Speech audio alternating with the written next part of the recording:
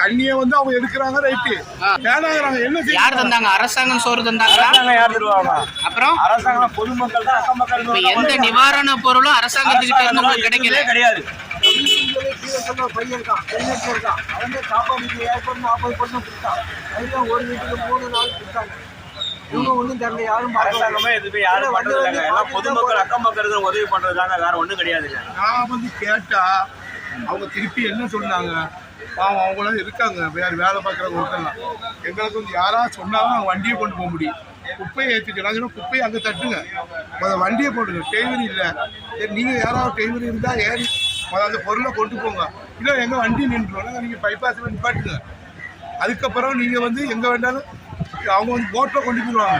முதல் அது கரண்ட் வந்தால் மக்கள் வந்து அதையும் ஃபாலோ பண்ணி இருப்பாங்க. அவங்க வந்துட்டு பேசி வாங்கி எவ்வளோ 1/2 மணி நேரம் 3/4 மணி நேரம் நான் அவங்க எல்லாம் 3 பேர் நின்று பேசிக்கிட்டு